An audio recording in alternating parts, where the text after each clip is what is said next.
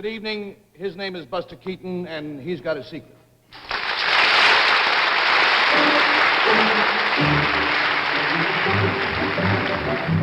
I've Got a Secret, presented by Winston, America's best-selling, best-tasting filter cigarette.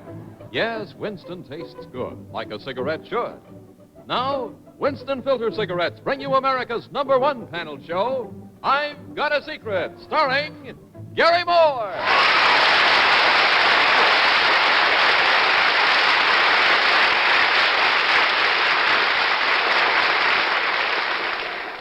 That was my younger brother. Thank you very much, and good evening, friends. Welcome to another edition of I've Got a Secret. We are quite proud to have you meet our panel as usual. We'll start in reverse this week. First, Faye Emerson, who is appearing in witness for the prosecution at Fayetteville, New York, from July 8th to July 13th. And then Henry Morgan, who is appearing in Father of the Bride at the Lakewood Playhouse in Barnesville, Pennsylvania, through this Sunday. And then Jane Meadows, who is appearing at the Cracker Room of the Ritz. And Bill Cullen, who currently may be seen at the Rose Room of his local livery stable. That is our panel.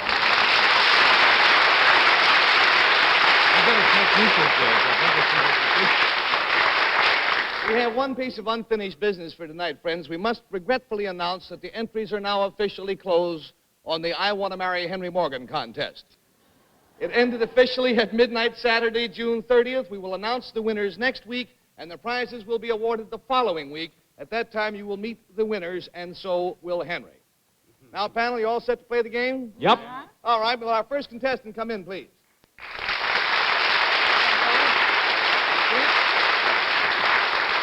Will you tell our panel, please, what your name is and where you're from? My name is Al Barnett, and I'm from Woodmere, Long Island. This is Al Barnett, and he is from Woodmere, Long Island. Now, Alan, how old are you, by the way? 15, Gary.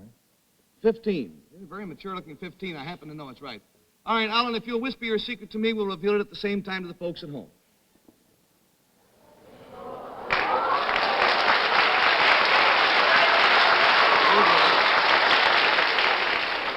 All right, now, before we play this secret panel, Jane, I'm going to ask you, for reasons which will be obvious to you a little later on, ask you to go out to our soundproof room and sit this secret out. We will explain it to you later after the secret is over. We will call you when we want. Just me? Just you. Oh, you'll understand why in a little while. All right.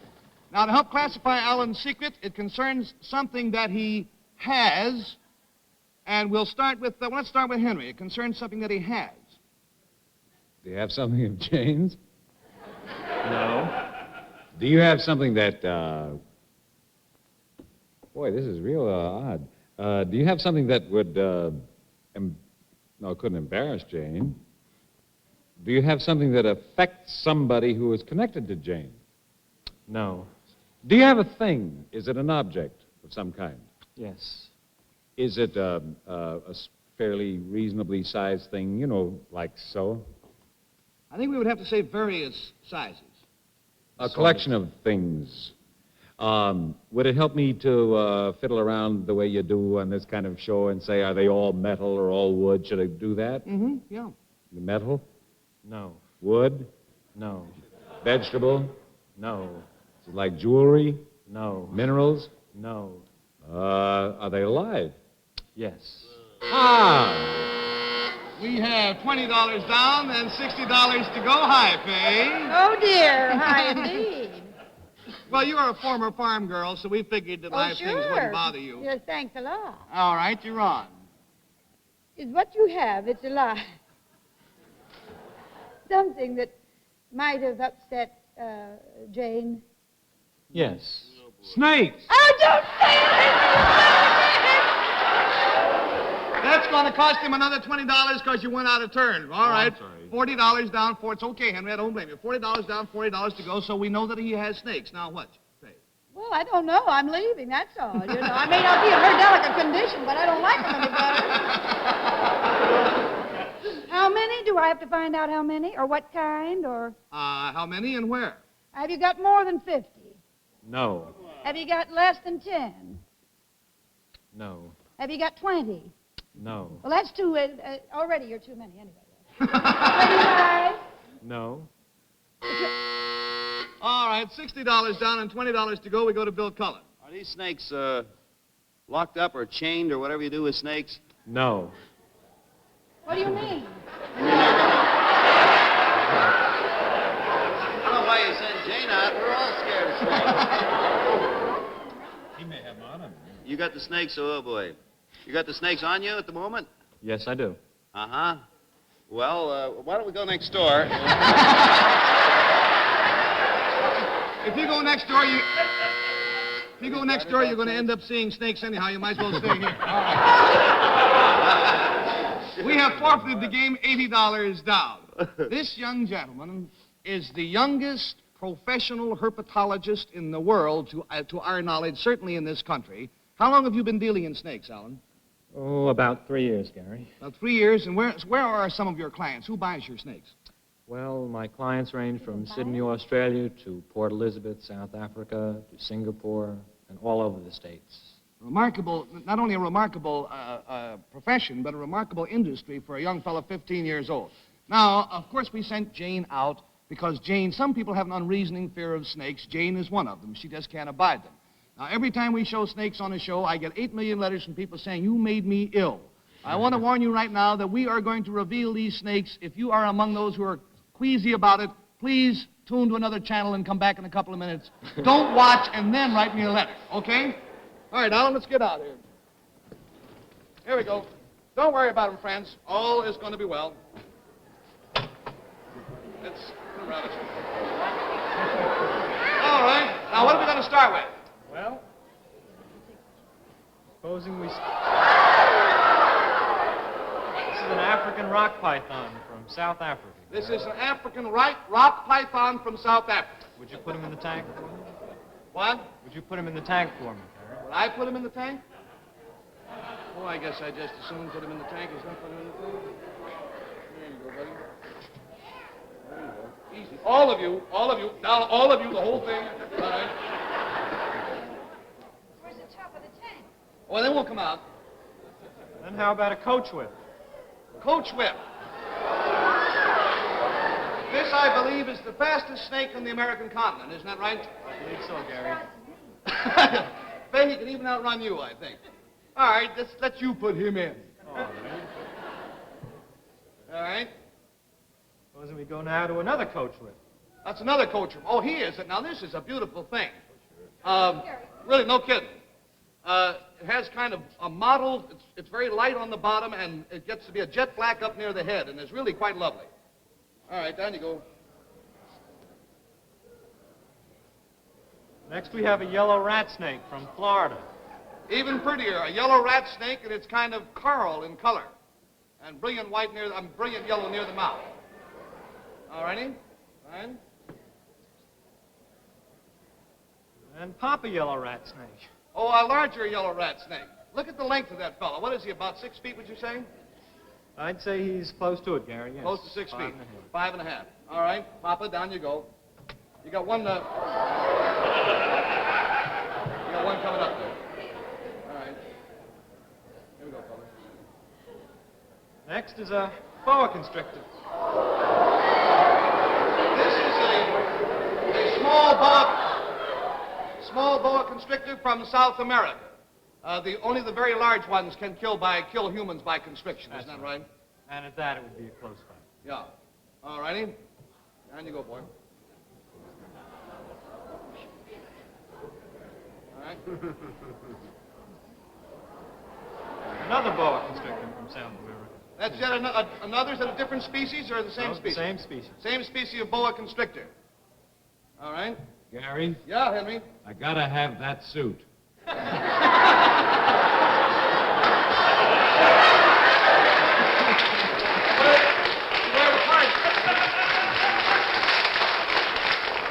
Another boa. Gracious sakes. We're loaded with boas. Yeah, may I see that one? Because that one's really rather pretty. Here you go, baby. Now, you've got to admit, people have an unreasoning fear of these things, and that is really a lovely, lovely pattern. No, not up. No, no, no. Who's doing to him?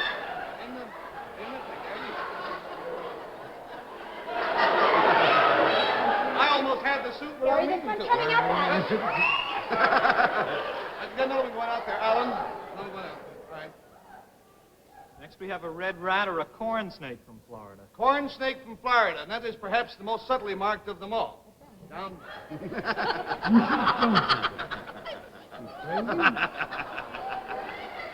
again.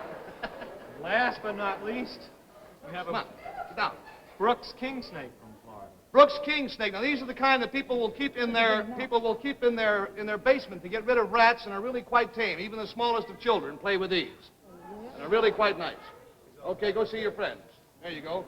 And that, as I counted, is 10, isn't it right? That's 10, I hope. Really remarkable young man. Thanks a million to you, Alan.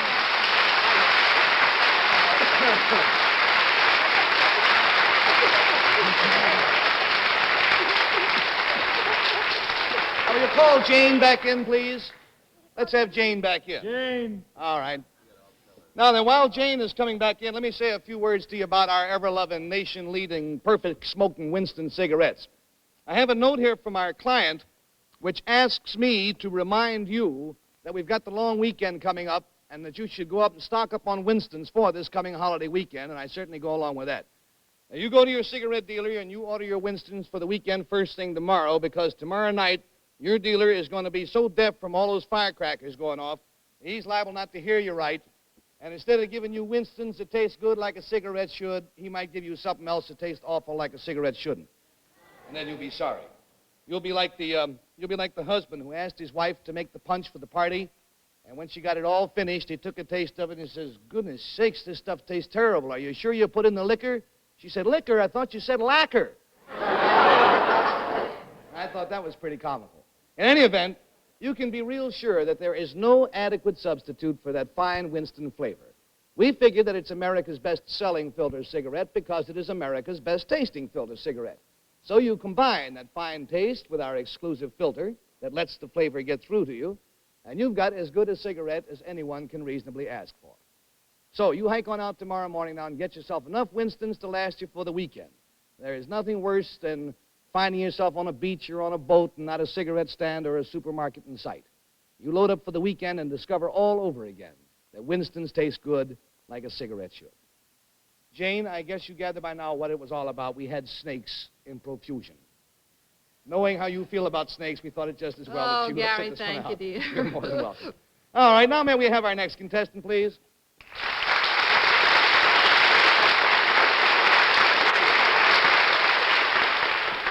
Now, we're not going to identify this contestant panel because to identify him would be to tip off his secret. We will call him simply Dr. X.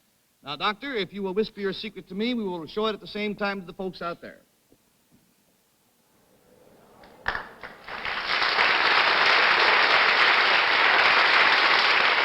Now, wait a minute. There is even more.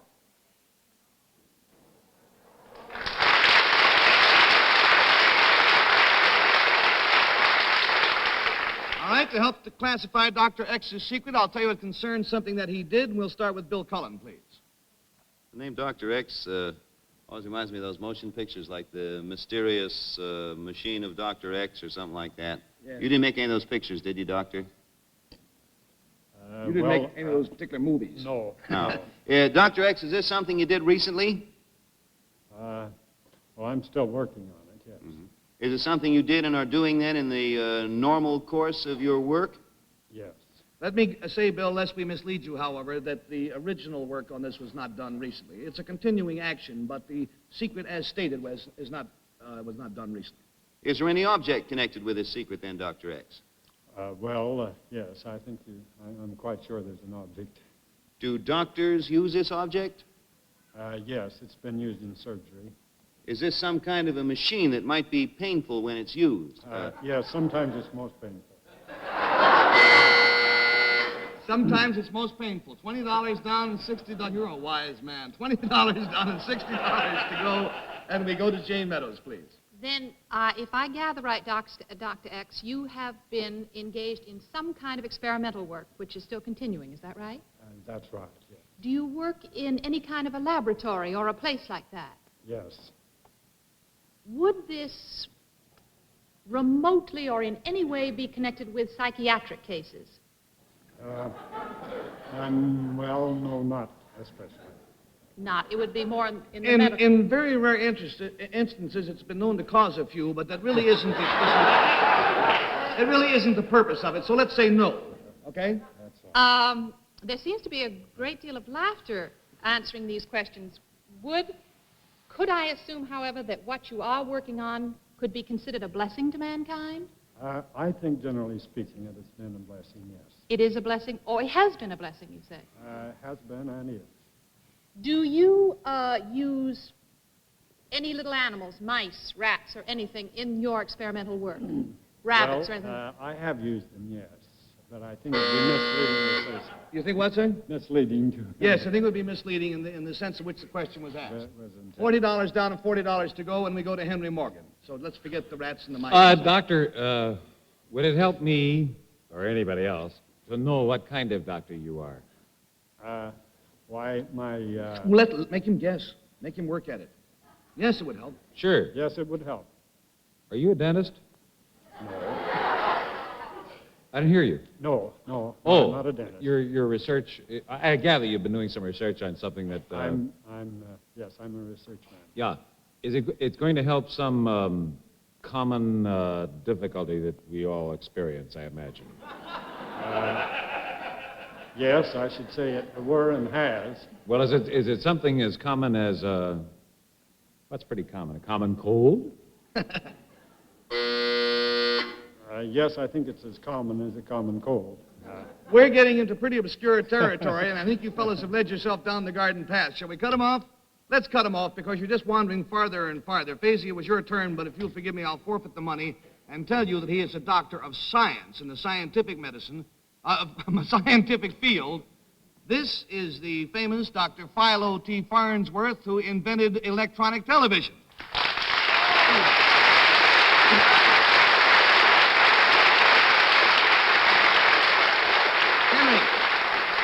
Doctor, truthfully, are you sorry? No, I'm not.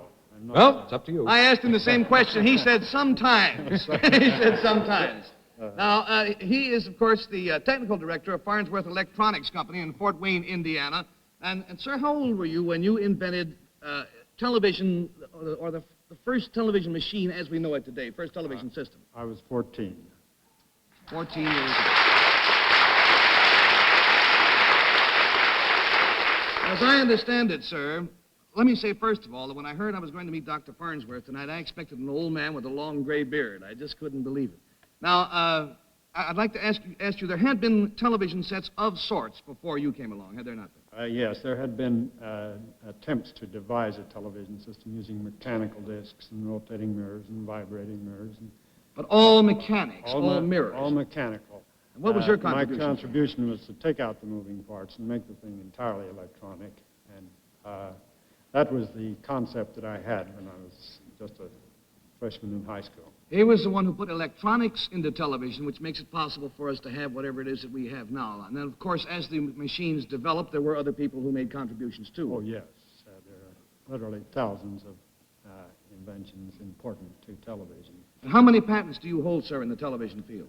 I hold something in excess of 165 American patents. 165 American patents. Let's go from the past, sir, the not-too-recent past, to the future. What are you working on now? Well, in television, we're attempting first to make better utilization of the bandwidth, because we think we can eventually get in excess of 2,000 lines instead of 525. And do it on even narrower channel, possibly, than we're doing the present television. Which will make for a better picture, Make for a much sharper picture.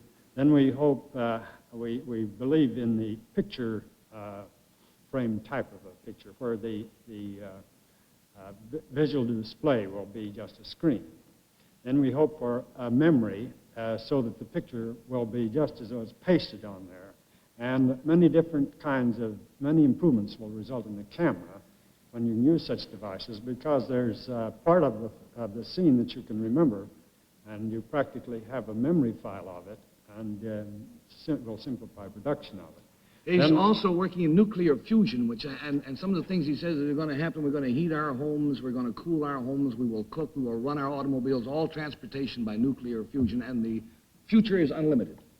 True. Well, electronics really has had several offspring as a science and an art. One of them is nucleonics, and in the field that I'm essentially interested in now, or doing most of my work, is the taming of the H-bomb, the hydrogen fusion problem. Dr. Farnsworth, we could sit here for many, many hours and talk. Most fascinating man I've met in many a long year. But unfortunately, television being what it is, it's your baby, and we're out of time. So here are your Winston, sir, the money that you won, and our eternal gratitude. I'd be out of work if it weren't for you. Thank you, Ben.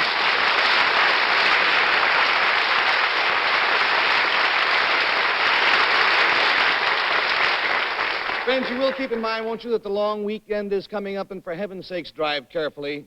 Don't get a little careless, lose your temper. Relax, drive easily. You will arrive there refreshed and furthermore alive. Be careful, for goodness sakes.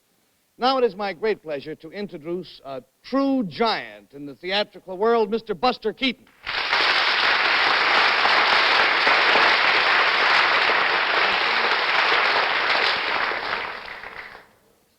Such a pleasure to have you with us, really. And I understand that you, too, are going out in summer stock this summer. Is that true? You're appearing in Merton of the movies? Are you going to talk in Merton of the movies? In the plays? Do you have a speaking part? I gather you're not going to talk tonight, though. Not going to talk tonight. Well, all right. Do you prefer silent movies to talking movies? Would you prefer silent television to talking television? Thanks a heap. All right. Now, what is your secret for tonight, Buster? Wait. It's wooden, don't worry. Where you going? What's your secret? Oh, no.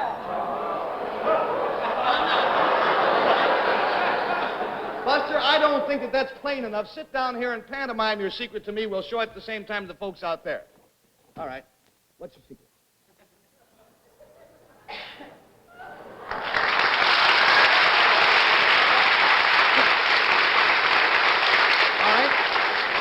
Panel, we will restrict you to one question each, and inasmuch as Mr.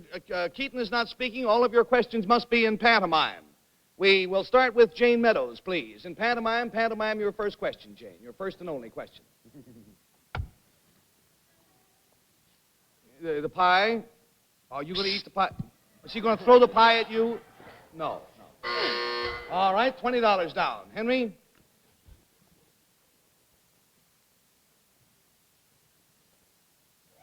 Is he going to throw the pie at some Indians? Is he? Whatever it is, no. Bay? Question mark, are you... is he going to eat the pie and then throw it?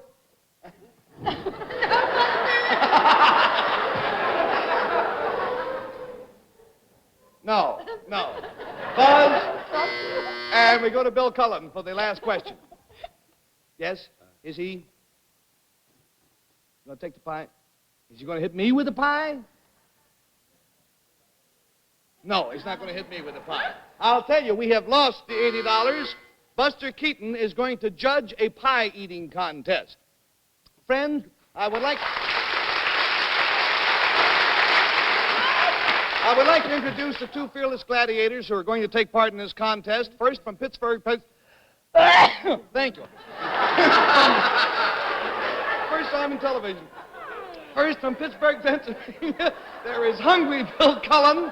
Mr. Cullen will have as his second Jane Meadows. His opponent from Washington Heights, New York, is Hungry Henry Morgan. Mr. Morgan's second will be Miss Fay Emerson. While we're setting up for the pie-eating contest, we'll have our Winston movie. Just 4 people having themselves a ball. Here we go. Boy, this square dancing gets strenuous. You can say that again. Yes, but it's fun. Cigarette? Wonderful. Winston, huh? Tastes good. Like a cigarette should.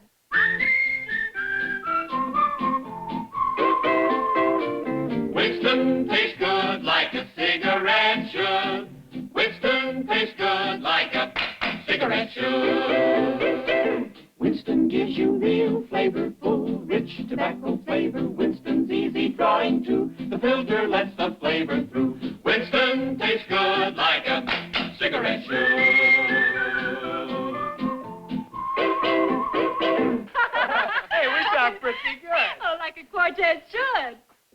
Winston tastes good like a cigarette should. Get Winston. Winston tastes good like a cigarette should. All right, now we're all set up for the pie-eating contest, and here are the rules according to the Marquis of Blueberry. The men cannot use their hands. Clasp your hands behind your back. They will be fed the pie by their seconds. Jane must feed the pie to Bill. Fay will feed Henry. You will work as teams. The one to eat the most pie in 1 minute is the winner. On your marks, get set, go.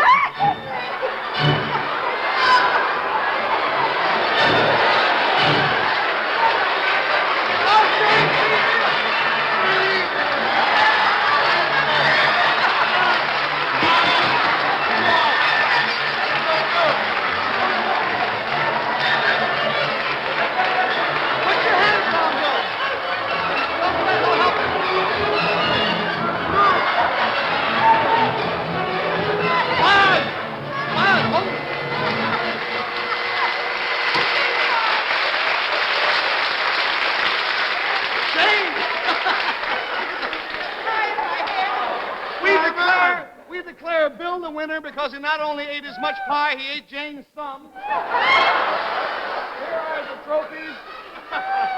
Buster, it's been a great joy having you with us. I'm glad I wasn't with them. Let's thank Buster Keaton for being with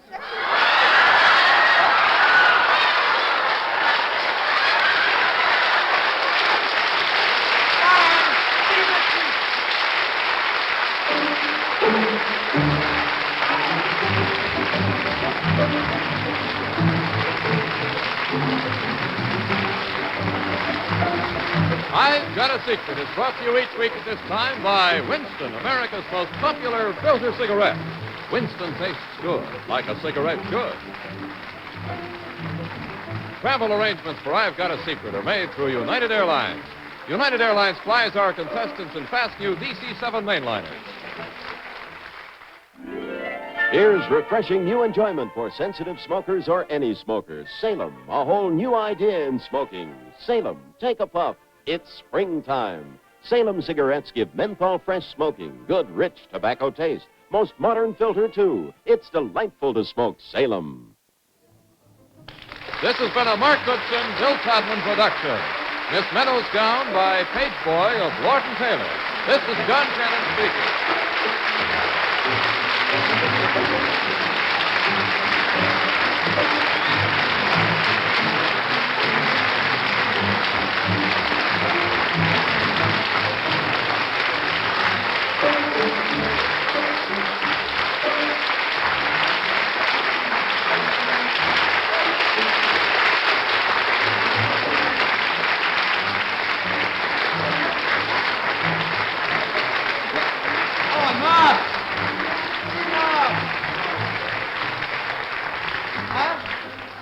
I would like to announce that I timed this show tonight with my own sundial, and we seem to have 30 seconds left over. But go read a book or something, because it'll probably do you good. And thank you very much for being with us tonight. We will see you next week, and don't forget, next week is when we announce the winners of the I Want to Marry Henry Morgan Because contest.